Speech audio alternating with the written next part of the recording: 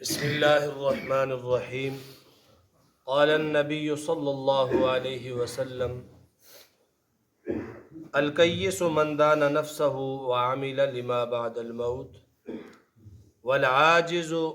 من اتبع نفسہ هواها وتمنى على اللہ او کما قال علیہ الصلاة والسلام۔ نبی کریم صلی اللہ علیہ وسلم کا ارشاد ہے، الکیس من دان نفسہ، عقل مند شخص وہ ہے جو اپنے نفس کا محاسبہ کرے، وعامل لما بعد الموت، اور مرنے کے بعد جو زندگی آنے والی ہے اس کے لیے اعمال کرے، والعاجز من اتبع نفسہ ہواہا، کمزور بے وقوف احمق شخص وہ ہے، من اتبع نفسہ ہواہا، جو اپنی نفسانی خواہشات کی پیروی کرتا رہے، وتمنى علی اللہ، اور اللہ پر جھوٹی تمنا باندھ لے۔ اس حدیث پاک کے اندر اللہ کے نبی نے محاسبہ نفس پر زور دیا ہے، محاسبہ نفس کی تعلیم دی ہے کہ اپنے نفس کا حساب کتاب کرنا۔ دنیا کا ہر تاجر، دنیا کے ہر شعبے کا آدمی اپنے کام کا محاسبہ اور اپنے کام میں حساب کتاب ایک وقت لازمی وہ کرتا ہے کہ میرا یہ کام، میرا یہ کاروبار کیسا جا رہا ہے، یہ میرے لیے نفع بخش ہے یا میرے لیے نقصان دہ ہے۔ تو زندگی جو اللہ تعالیٰ نے انسان کو مرحمت فرمائی، یہ کوئی فضول چیز نہیں ہے، یہ کوئی بے قیمت چیز نہیں ہے، بلکہ دنیا میں اگر قیمتی چیز ہے تو وہ انسان کی یہ حیات اور انسان کی یہ زندگی ہے۔ تو اس زندگی کے کاروبار کو انسان اپنے طور پر چلاتا ہے، اپنی سمجھ کے مطابق چلاتا ہے، اپنی علم کے مطابق اسے گزارتا ہے۔ تو اس کا محاسبہ بھی انتہائی ضروری ہے کہ میری یہ زندگی جو اللہ نے دی ہے یہ کیسے گزر رہی ہے، کن کاموں میں گزر رہی ہے اور کیسے گزرنی چاہیے۔ یہ فکر انسان کو ہونی چاہیے کہ کیسے میں نے یہ زندگی گزارنی چاہیے۔ اگر فکر کو درمیان سے نکال دیا جائے تو پیچھے جانور ہی رہ جاتے ہیں کہ جن کی زندگی کا بس کھانا پینا مقصد ہے اور اپنے مالک کی جو ضروریات ہیں وہ پوری کرتے ہیں، اس کے علاوہ اس سے آگے ان کی کوئی سوچ نہیں ہوتی، کوئی فکر نہیں ہوتی۔ انسان تو اشرف المخلوقات ہے، اللہ تعالیٰ نے انسان کو عقل اور ذہن دیا کہ اس کے ذریعے سے وہ اپنے آپ کو، اپنی زندگی کو سنوارے۔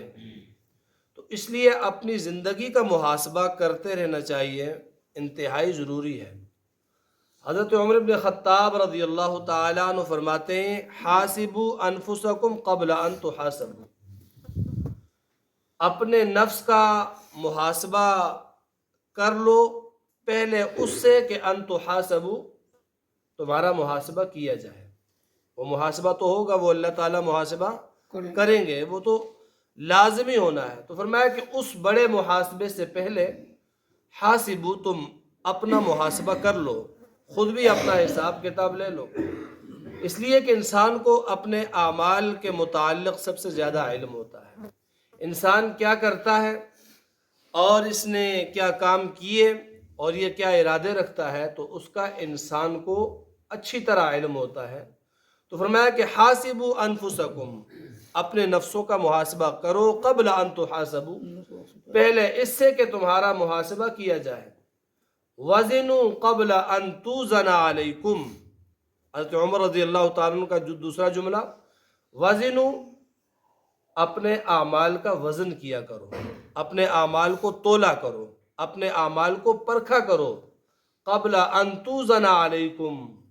اس دن سے پہلے کہ جب تم پر وزن کیا جائے، تمہارے اعمال وزن کیے جائیں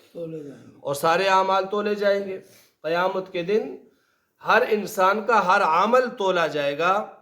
اور یہ اللہ کی بارگاہ میں ضرور ہوگا۔ تو فرمایا اس سے پہلے اپنے اعمال کو بھی تولتے رہا کرو، وزن ان کا کرتے رہا کرو، ان کو جانچتے اور پرکھتے رہا کرو کہ کل قیامت کے دن وہاں تمہارے اعمال تولے جائیں گے، کہیں وہاں پر حسرت اور ندامت کا باعث نہ بنے۔ اور فرمایا کہ وَتَزَيَّنُوا لِلْعَرْضِ الْأَكْبَرِ، بڑی پیشی کے لیے اپنے آپ کو تیار کرو۔ تو محاسبہ نفس ضروری ہے۔ اللہ کے نبی فرماتے ہیں الکیس من دان نفسہ، عقل مند شخص وہ ہے کہ جو اپنے نفس کا محاسبہ کرے، وہ اسی طرح غفلت میں زندگی نہ گزارے، وہ جانوروں کی طرح زندگی نہیں گزارتا، وہ اپنے نفس کا محاسبہ کرتا ہے۔ اور جب انسان اپنے نفس کا محاسبہ کرتا ہے تو لازمی امر یہ ہے کہ پھر اس کو اپنی موت یاد آتی ہے، اور پھر مرنے کے بعد والی زندگی یاد آتی ہے، تو اس کے لیے لا محالہ یہ اعمال کرتا ہے، اپنی زندگی کو بدل دیتا ہے۔ اور فرمایا والعاجز من اتبع نفسہ ہواہ وتمنی علی اللہ، عاجز شخص، کمزور شخص، بے وقوف شخص، کم عقل شخص وہ ہے کہ من اتبع نفسہ، جو اپنے نفس کی پیروی کرے، رب کی پیروی کو چھوڑ کر، اللہ کے نبی کی پیروی کو چھوڑ کر، دین کی پیروی کو چھوڑ کر اپنے نفس کی پیروی کرے، جو دل میں آیا کیا، جو دل میں آیا کرے گا، جو اسے اچھا لگتا ہے بس وہ کر رہا ہے، اور اپنی زندگی میں اپنے رب کے پیغمبر کی کوئی پیروی نہیں، کوئی اتباع نہیں، اور جھوٹی طور پر وتمنی علی اللہ، اللہ پر جھوٹی آرزو باندھ لے، اللہ پر جھوٹی امید رکھ لے۔ جس طرح آج ہمارا مشہور جملہ ہے، نہ نماز نہ روزہ، نہ کوئی دین کی بات، نہ کوئی دین کا کام، نہ کوئی اچھائی کا کام، اور جب کہا جائے کہ بھائی ایسا کر لو تو وہ کیا کہتے ہیں ہم؟ اللہ مالک ہے جی، اللہ غفور الرحیم ہے۔ بے شک وہ غفور الرحیم ہے، وہ مالک ہے، لیکن اس کے اصول بھی ہیں، ان اصولوں پر چلا جائے۔ ایسا کوئی شخص بھی نہیں ہوگا کہ جو آگ میں چھلانگ لگا دے اور چھلانگ لگانے سے پہلے کہے جی اللہ مالک ہے، اسے پتہ ہے یہ آگ مجھے جلائے گی، اللہ تو مالک ہے لیکن آگ میں چھلانگ لگا دی تو یہ جلا دے گی۔ کسی نے بھی مکان کی چھت سے چھلانگ نہیں لگائی یہ کہہ کر کے جی اللہ مالک ہے، وہ نہیں لگاتا، وہ سوچتا ہے چھلانگ لگا دی تو ٹانگ ٹوٹ جائے گی، ہاتھ ٹوٹ جائیں گے، پسلیاں ٹوٹ جائیں گی، زخمی ہو جاؤں گا، یہ ظاہر نظر آنے والی ہے۔ لیکن جہاں دین کا معاملہ ہو، جہاں آخرت کا معاملہ ہو، جہاں دین پر چلنے کا معاملہ ہو، تو وہاں پر وہی بھی اللہ مالک ہے، اللہ غفور الرحیم ہے۔ تو یہ فرمایا کہ یہ بے وقوف شخص ہے جو کرتا کچھ بھی نہیں ہے، بس جھوٹی تمنا اللہ پر باندھ دیتا ہے۔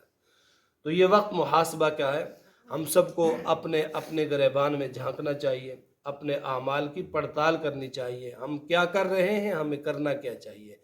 ہم کیسے زندگی گزار رہے ہیں، اور ہمیں زندگی گزارنے کا حکم کیسا ہے کہ کیسے گزارنی ہے۔ جب ہم اپنے نفس کا محاسبہ شروع کر دیں گے تو ہمیں اپنے گناہ یاد آئیں گے، ہماری جو بے اعتدالیاں ہیں وہ ہمارے سامنے آئیں گی، جب سامنے آئیں گی پھر توبہ بھی ہو جائے گی، توبہ کی توفیق ہوگی۔ یوں ہی لگے رہے، گناہ کو گناہ ہی نہیں سمجھا تو پھر کیسی توبہ ہو؟